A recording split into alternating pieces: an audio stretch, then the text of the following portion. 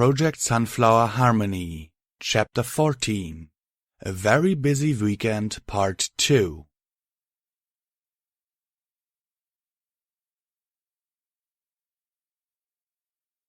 The Infiltrator. The world of dreams shifted and swirled around the Infiltrator as it moved, the colors and shapes that represented the real world fuzzy and indistinct. Around it, the dreamers swarmed through the sky and along the ground, going on their lazy way. The Infiltrator saw none of that. Though it existed primarily in the dream, its senses were tuned to the real world, every blade of grass, every mote of dust leaving an impression, as it etched itself undeniably on the Infiltrator's mind and soul. It moved through the shifting dream until it found a place defined by a sense of wrongness, two worlds trying to mesh into one spot. This was a gateway. On the other side, its mission awaited. The Infiltrator wasn't capable of fear. It flitted through the gateway without hesitation, as insubstantial as the dream and going unnoticed by any of the beings standing on the other side. Every sense was wide open, measuring and recording every detail it could find. Some time after it began, a jarring sensation indicated the closing of the gateway. It was now cut off from its home world. The Infiltrator discovered quickly that the intruders called themselves human, bipedal with slim-fingered hands and binocular vision. The Infiltrator flitted around, unseen, taking in physical characteristics and noting the differences in height and gender, coloration and clothing. No detail was too small, none went unrecorded. The Infiltrator tried to interface with the nervous system of these beings on multiple attempts, slowly and gently so as to avoid notice. For its trouble it received nothing but chaos and a welter of sensations in return. The humans were simply too alien. It logged these impressions as best it could. It moved on to the machinery, which existed in amazing abundance and variety. The electron flows that made up what passed for the minds of the machines were found to be cold, inflexible and utterly logical. Some form of thought moved through the electronic switches and relays, but it was beyond the Infiltrator's ability to decipher it all. Again, it simply recorded what it found. Progress was slow. There was a great deal of information to be recorded. With very little in the way of context to determine what was important, what was not, it resorted to recording very nearly everything. The day faded to night as it toured the complex it found itself in. The structures were made of metals, woods, and a variety of shaped silicates, some solid and some transparent. Electrical currents surged everywhere, powering lights, doorways, and other devices. Surrounding the complex was a wilderness. It recognized alien varieties of trees, plants, and insect life. Directives implanted in the Infiltrator's consciousness dismissed these as momentarily unimportant, and it returned to the complex to gather more information. More data was collected, organized, and stored. In one of the smaller structures there was a small mass, semi-organic and placed in the center of some sort of translucent cage. The Infiltrator studied it, then attempted to access it. Unlike the machines from earlier, this was cold, lifeless, and inert. No impressions to be gained. It left to explore further. It was during the third day of slow, methodical exploration that it found a true oddity. If the Infiltrator had been designed with the capacity to be surprised, it would have been. The Infiltrator studied the new being it found most carefully. It was quadrupedal, with two each of eyes and ears. And unlike the original beings, this one had a spiraling horn protruding from its head. This one called itself Pony, specifically a unicorn pony. Of critical importance was the fact that these new unicorn ponies, it eventually found a second one, were devices containing a small reservoir of ether, which the creatures could manipulate in an extreme flexible fashion. That fact was flagged as critical as per the caretaker's directives. Again, it tried to interface with the creature that it had found. Again, it received only a chaos of incomprehensible, flickering thoughts and emotions, gone too quickly to leave more than the briefest of impressions. On the fourth day, it had explored the facility as best it could and had moved outside once again. It examined trees, grasses, and wild plants. It catalogued fungi, viruses, and bacteria. Each animal it came across it studied and then tried to interface with it. For the most part, it received even worse results than it had with the beings in the complex. However, it seemed to have an affinity for insect life, particularly those that lived in their underground colonies. Only so much can be learned from insects, however. Eventually it moved on, drifting slowly down the side of the mountain. It was on the 6th day that it felt a familiar sense of convergence. The gateway had been opened once again. The infiltrator abandoned its cataloging and returned quickly to the complex. The data it had needed to be returned to the caretaker as quickly as possible. It was here that the infiltrator ran into something unforeseen by the methodical instructions left to it by the caretaker. The gateway led to a different world, one that bled magic into this world the way sunlight filtered through a window. Through the new portal came a host of creatures, nearly all of them quadrupeds, though some had a pair of wings in addition to the 4 legs. And though the infiltrator did its duty to catalogue each and every one, it was also caught in confusion, unable to determine which course of action to follow next. 2 of its primary directives were in conflict. It was a top priority for it to gather data. It was a top priority for it to retain the ability to return home and report. It needed to gather data from the world on the other side of this new gateway, but it also needed to stay in the current world in order to be able to return to its own. The infiltrator was frozen with indecision for nearly 2 entire days, though it still catalogued everything it could during that time. That new portal remained open throughout. And then, on the 3rd day, something happened that broke the deadlock. A new type of creature came through, blazing with active magic. The infiltrator approached, cataloguing everything about this new being that it could detect. Then, as it had with every other life form it had encountered, it tried to interface with the creature's nervous system. Disorientation, a sense of falling while staying still, being compressed and expanded all at once. And then minds, tens of thousands of them, all of them aware of the infiltrator's presence, studying it like a spider might study a fly in its web. One mind stood out amongst the teeming multitude. It was stronger by far, holding the threads of all of the other minds in an uncompromising grip. This mind examined the infiltrator as closely as the infiltrator had examined the subjects of this world. And then the mind spoke. The language was unknown, but the concepts came across directly from the other mind, bypassing language completely. It was a question. What are you?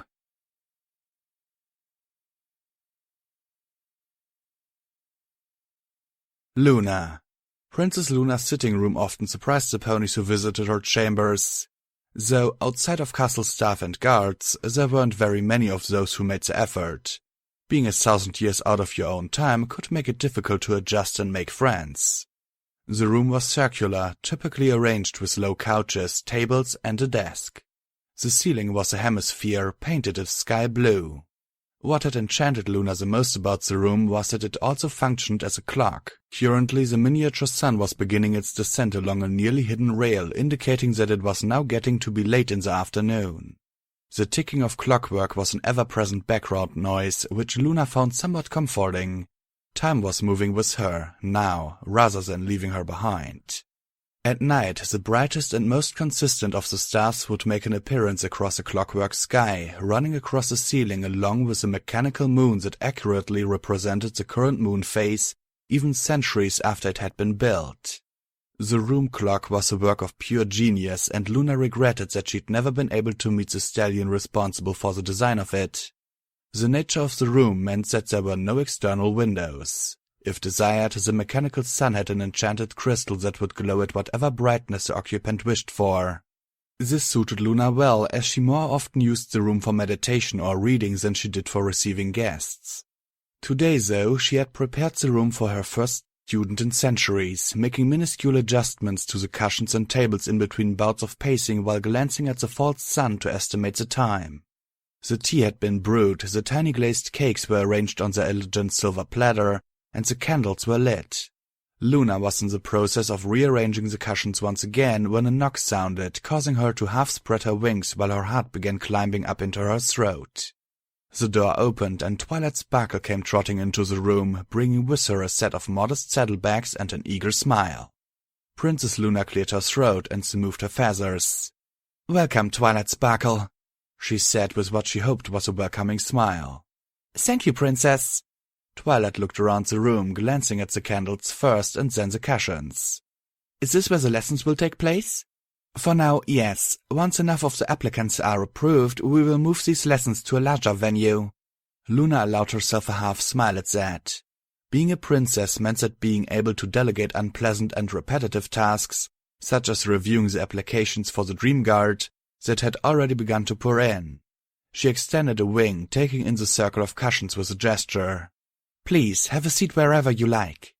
The young unicorn folded her legs underneath her as she lay down on the cushion. Luna knelt down on a similar cushion directly across from Twilight. She looked up, noting with some surprise that Twilight's horn was glowing and that she had already armed herself with several blank scrolls, quills, and inkpots from her saddlebags, all suspended in her lavender aura. Luna chuckled. "You may put those away, Twilight. You will be learning by doing, not by writing." Twilight's eyes widened while her ears drooped. I won't be taking notes?" "No need, though of course you may write down your impressions after the lesson is over." Luna's mouth curled up in a small smile. "Dream magic is taught by doing, not by reading." "Oh." Twilight somehow managed to pack a great deal of uncertainty and disappointment into that one syllable. After a moment of hesitation, the scrolls started rolling back up as the inkwells kept themselves. A rising panic in Luna's throat prompted her to cough uncomfortably. She'd barely begun, and now her sister's student was already disappointed in the lesson she was providing. Well, perhaps it would be appropriate for me to explain briefly what the Dream Realm actually is. You could take notes on that. Would that be sufficient?" A look of pure joy suffused Twilight's face as she broke into a beaming smile. Her horn glowed, and once again her stationery made an appearance. Luna eyed the quills poised eagerly over parchment with a wary eye. "This will simply be summary, Twilight. There are several books from my private section of the Royal Library that I can assign as reading for further detail. Is that acceptable?" Twilight's eyes widened at the mention of books, followed by an eager squeak at the mention of a private section. She gave an eager nod. "Very well." Luna broke out a quill and paper, quickly scrawling down the names of several books. 2 of those were well-preserved copies of works she had written herself a millennia ago. She signed it, then stamped it with her personal seal before passing it over to Twilight, who took it with a gleeful smile, scanned it briefly, then stowed it away carefully in her saddlebag. When Twilight was done securing the list of books, Luna cleared her throat and began speaking, trying not to be unnerved by the scratching of Twilight's quill as she took notes. "There's a physical world, the one which we inhabit and see with our waking eyes. There's a magical field which encompasses all life and energy that makes up our world. And between those two, there's a realm of dreams. Every awareness, from the most simple to the most complex, has a place there. If it dreams, it has a presence. I cannot tell you if the dream realm actually existed before consciousness, or if consciousness somehow called it into being. All I can tell you is that, as long as there have been minds capable of dreaming, there has been a dream realm connecting every sentient creature to one another. It is a place where our consciousnesses roam." The scratching quills stopped. Luna looked over to see that Twilight had raised a hoof. "Yes, Twilight?" "Do you mean subconscious?" Twilight asked. "You know, dreams and all?" Luna smiled. "The subconscious is a subset of the consciousness. It is often the most open part of a pony's mind. However, it is not the subconscious mind which will be the target of my lessons. To learn dream magic, I must teach you how to reach it with the conscious mind." "Oh!" Twilight said as the scribbling resumed. Luna smiled. Teaching her sister's protege was going better than she had thought it would. "A word of warning, Twilight Sparkle. The dream realm is a world all of its own, with its own rules and dangers. There are creatures that can live there without ever once touching the physical world. I have visited there nearly every night that I have lived, and I have seen things of such unimaginable beauty that it staggered my very soul. I have also seen things of such unimaginable horror that even the thought of it today makes me wish to hide myself. Beauty and danger often go side by side in the dream realm. Sometimes they are the same thing. You must promise me before we begin that you will not enter this place on your own until I tell you that you are ready." Twilight gulped visibly and nodded. "I promise, Princess." "While we are alone together, you may call me simply Luna," Luna replied with an encouraging smile. Twilight returned a bashful smile of her own. "Now, I believe that is sufficient notes to get you started, along with the reading I will assign you later. Shall we get started?" Twilight glanced at the scant few lines she'd written on her parchment. "Are you sure?" "Trust me," Luna said quickly. "There's much to learn, but you won't be in the correct frame of mind to learn it if you are writing at the same time." Twilight blinked. "Really?" "Yes," Luna replied with a nod. "Writing requires concentration, whereas dream magic, at least in the beginning, requires an inward focus. A much different kind of focus than writing requires. Are you prepared to begin?" Any hesitation or disappointment that might have been in Twilight's expression vanished instantly as the mare perked up and her eyes widened. "Yes!" "Very good. First, we must attend to your breathing."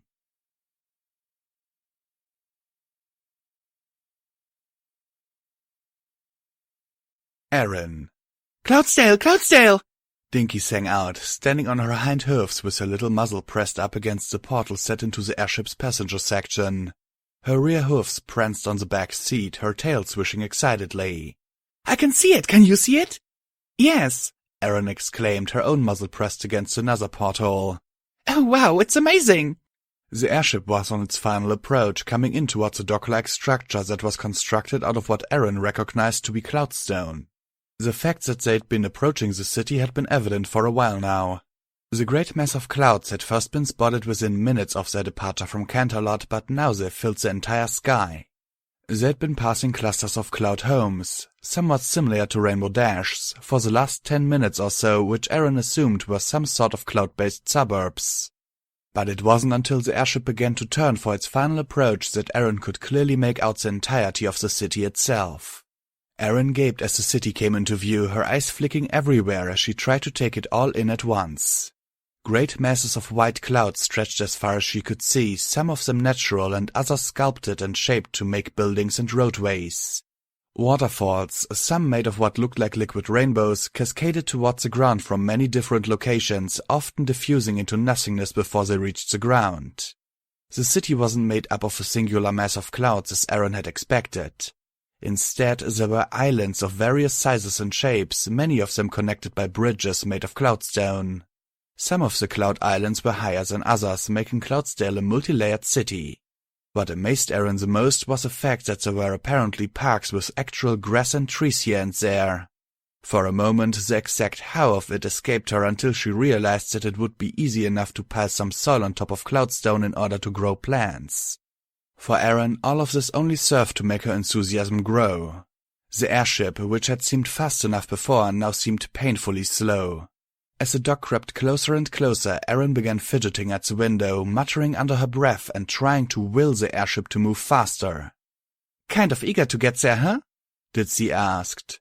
Unlike Erin and Dinky, the grey Pegasus was sitting calmly in her seat, though she had a fond smile for her daughter's antics.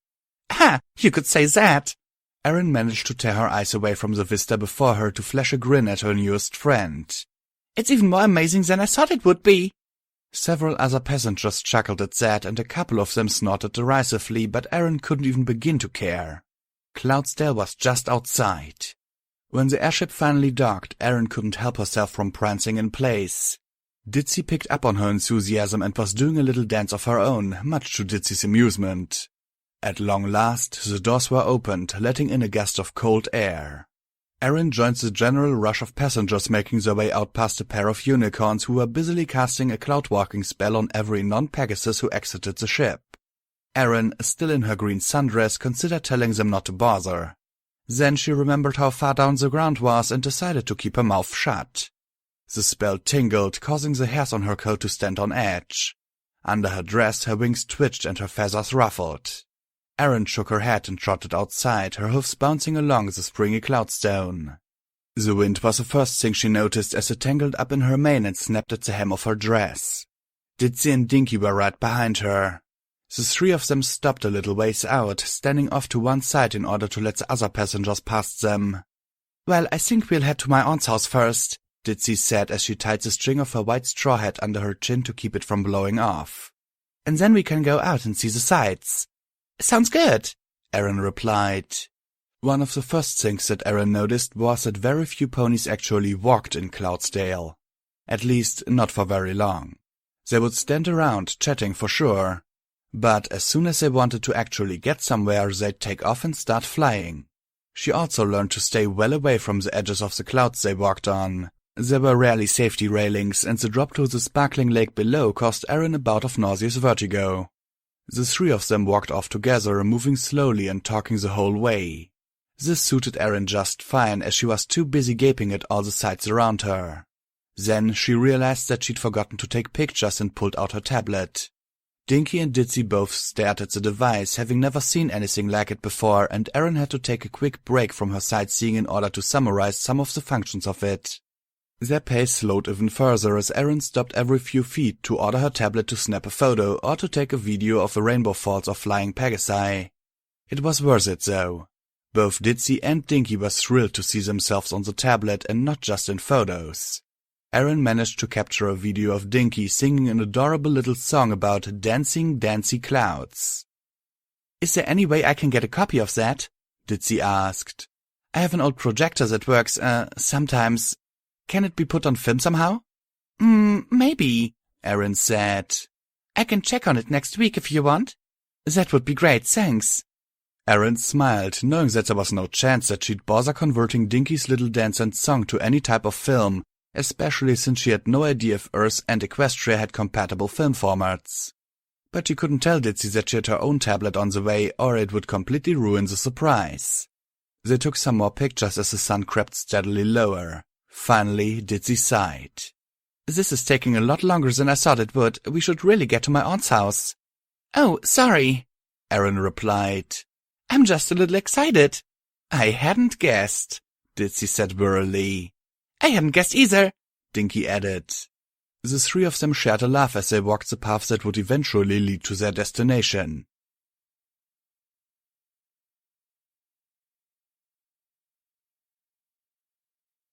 Twilight. There was a spot on Twilight's back that was itching, right in the center at the base of her neck. She cracked an eye open and looked across the circle of cushions on the floor. Across from her, Luna was breathing slowly and steadily with her eyes closed. Twilight decided to risk it. Her horn glowed a soft lavender, lifting up one of the quills from her saddlebags and bringing it back around behind her. A moment later, the nib of the quill was scratching delightfully along the itchy spot. "You've lost focus once again," Luna noted without opening her eyes. Twilight swallowed a guilty yelp of surprise and dropped the quill. "Sorry, Princess, I had an inch. It was distracting me." "I understand, Twilight Sparkle, but to enter the dream realm you must be able to put physical sensations behind you." Luna still hadn't opened her eyes, but she did smile slightly. "I know you can do this. You are a talented mare." Twilight glowed briefly before forcing her joy down. Clearing her throat, she settled back down on her cushion, sitting on her rump with her forelegs planted in front of her. It was a pose she could hold comfortably for hours, according to Luna, and for the first few minutes that had seemed to be the case. Then the twitches and aches had started, along with the itches. Her back left leg started to feel uncomfortable, but she stiffed the urge to shift her weight. Instead, she focused on her breathing. A deep breath in, hold, exhale through the mouth. Then again. This same pattern repeated, with the exact rhythm Princess Luna had instructed her to follow, with Twilight counting the time off between the different parts of the exercises while trying to think of nothing else. Breathe in through the nostrils and hold. Exhale through the mouth. Breathe in, hold, exhale. Am I doing this right? She wondered as she kept breathing in the same pattern. There has to be more to it than just this, but Luna hasn't said anything yet. How will I know without her telling me? Maybe she has some special sense of when the time is right. Maybe I should look and see if she... No, I shouldn't look. Breathe in, hold, exhale. Again. Okay, good, I'm doing well. I just wish that my leg didn't feel like it was going to sleep. Maybe Luna wouldn't notice if I just... No, of course she would. Concentrate, Twilight, just breathe. Right. I wonder what it's like to walk in the dream realms. There aren't any books on it that I ever found, at least not that described what it was actually like to be there. I wonder if Princess Luna's books will tell me— Oh shoot, I opened my eyes. Okay, Twilight, focus on the breathing, just like Princess Luna said. Don't think of anything, especially don't think about how your tail is going numb. Good, just breathe. Good. I sure hope I'm doing this right.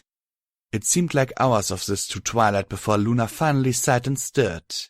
Twilight opened her eyes and looked at the Lunar Princess. A little thrill passed through her as she saw that Luna was smiling at her. Well, I think that's all the further we can go for now, Luna said. I was hoping that I could guide you into the dream realm today, but perhaps next time.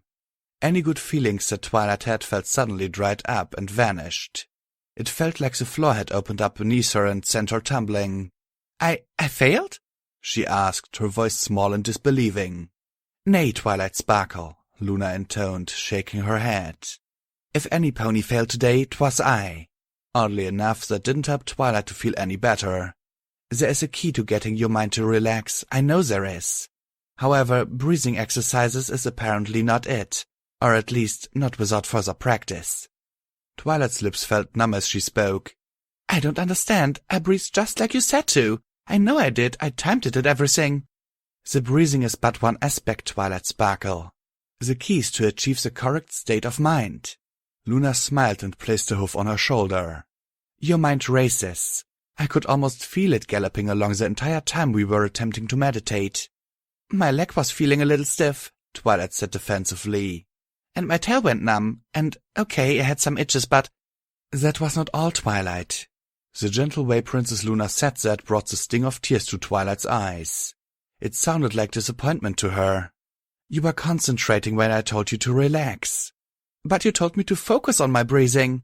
Twilight stood up, her heart lurching. That's what I did. I focused and I breathed. Now Luna frowned.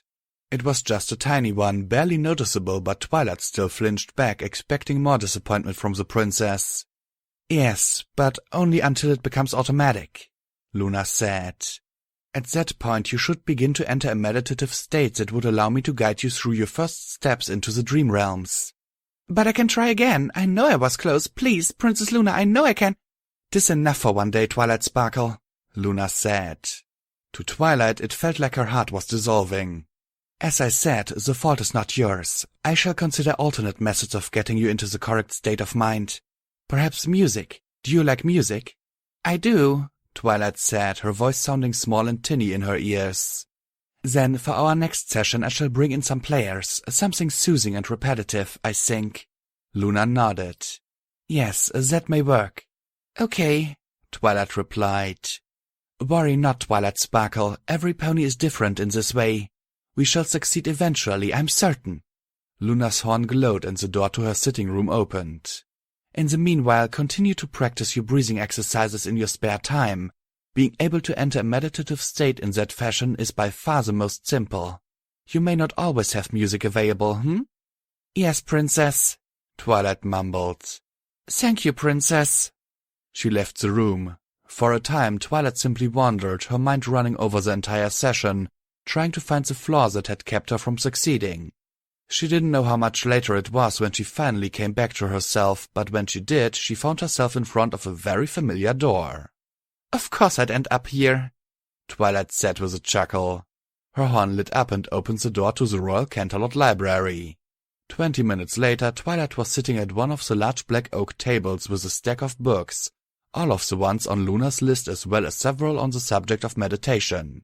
The first of them, A Beginner's Guide to Meditation, was cracked open in front of her.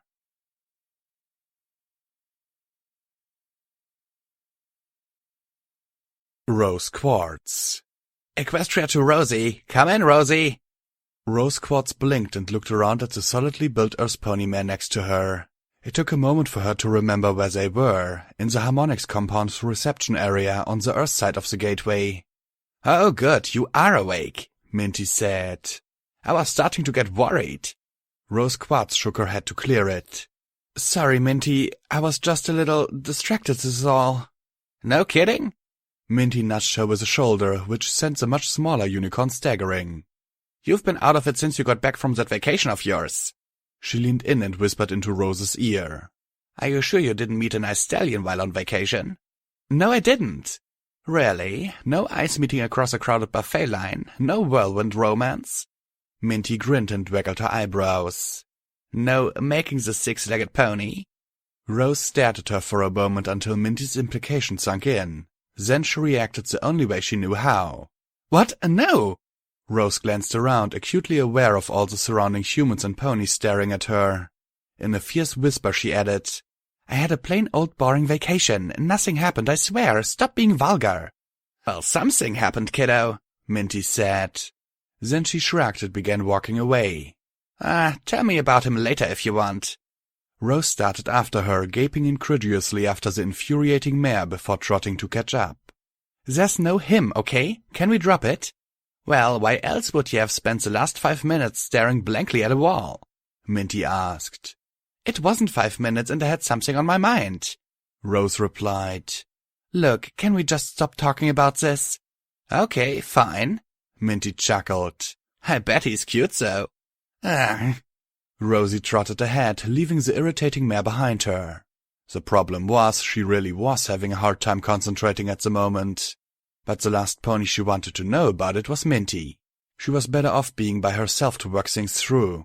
Fortunately, that wasn't difficult to arrange. The humans had set up a buffet table of light vegetarian snacks. Minty made a beeline over to the table and began helping herself, heaping piles of fruit, cheese and crackers onto a tray. Rose sighed at the sight of it. As obnoxious as the mare could be, Rose knew for a fact that Minty cared about her very deeply. Still, she needed some time to herself. Something unexpected had happened after the two of them had crossed through the gateway and onto Earth, and Rose needed some peace and quiet to work her way through it. It was only a few minutes later when Minty approached her, walking three-legged and with the heavily laden tray of snacks balanced on her right forehoof. Rose shook her head as the Earth pony offered the tray to her.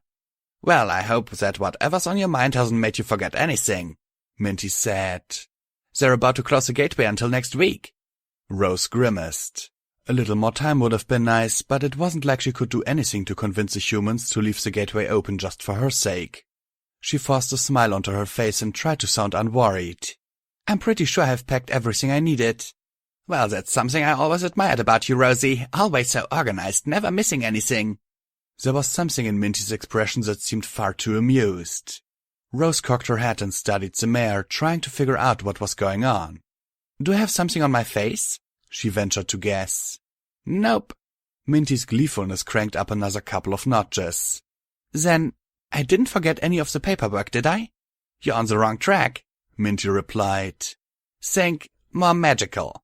Magical? Minty's voice was bubbling with laughter when she replied. You forgot to pick up a torque so you can cast magic, you ninny. Rose froze in place as icy panic instantly overwhelmed her. Her head snapped around towards the gateway, but it was already too late.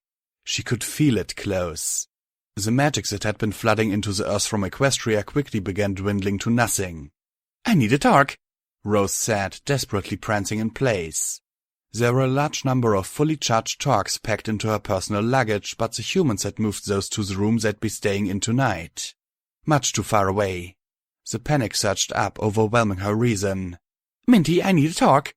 The amusement faded from Minty's eyes, replaced with genuine concern. Hey, don't freak out about it, it's okay. I know the humans have some on this side, we can get you one. No, you don't understand. The last wisps of equestrian magic were already gone. Rose began burning through her personal reserves at a truly alarming rate. I need one now, let me use yours. What? No, Minty backed away. We can get one for you later, it's not a big deal. That won't work. Rose's horn lit up, her aura reaching towards the torque around Minty's neck. Hey, quit it! Minty snapped, arching her neck to keep her torque in place. You're scaring me, I said we can get one for you. The attempt at telekinesis drained what little reserve Rose had left. Her spells failed, both the telekinesis and the other one. Green fire rippled down Rose's body, ripping away the illusion of the light pink unicorn mare with the lavender mane. For a tense moment, Minty just stared at her with huge, shocked eyes. No one else in the room seemed to have noticed, yet. If she could just get Minty's torque. The silver tray tumbled off of Minty's hooves, landing on the floor with a resounding clang and scattering fruit and cubes of cheese all over the floor. If that weren't enough to gain everyone's attention, Minty's horrified shriek would certainly have done so. All activity in the room ground to a stop. The changeling that had called itself Rose Quartz looked around with glowing blue eyes, noting that pretty much everyone was staring directly at it. The changeling forced a smile and addressed the room at large. Hi?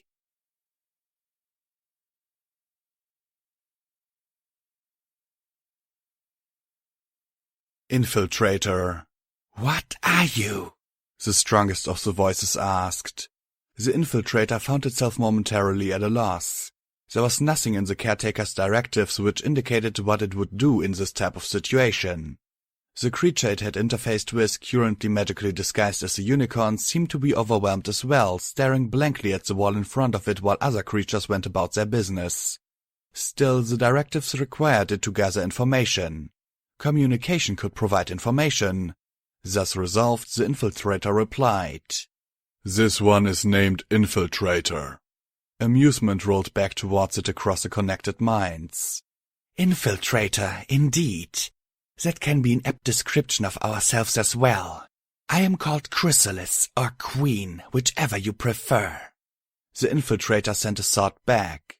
There's no preference, only data. Curiosity came through the link. You are not native to my world, the Queen noted. And I doubt you are from the humans' world. What is your purpose? Gather data, return home, report data to caretaker. There was a long silence. What is the caretaker's purpose in gathering data? Eventual expulsion of foreign elements from home world. I see. There was another long silence. The infiltrator waited. It didn't occur to it to do anything else. As a gift for you, then, the Queen said. Information began flooding the link, facts regarding biology, magic, geography, and more, all relating to the world on the other side of the new portal. Consider it a gesture of goodwill. And when you return to your caretaker, tell him this. The humans are strong enough on their own, but they have an allegiance with the ponies. This makes both the ponies and the humans much stronger and much more dangerous. If the caretaker wishes to aid me, I will aid him in return. I can drive a wedge between humans and ponies. But I will not do it for free. We must discuss a price. Tell him that and then return with your answer. Message received and recorded, the infiltrator replied. Good. In that case, release my drone. It's already starting to draw attention to itself. Understood. The infiltrator released its hold on the drone that it had interfaced with. A moment later, one of the ponies walked up to the drone and said, Equestria to Rosie, come in, Rosie.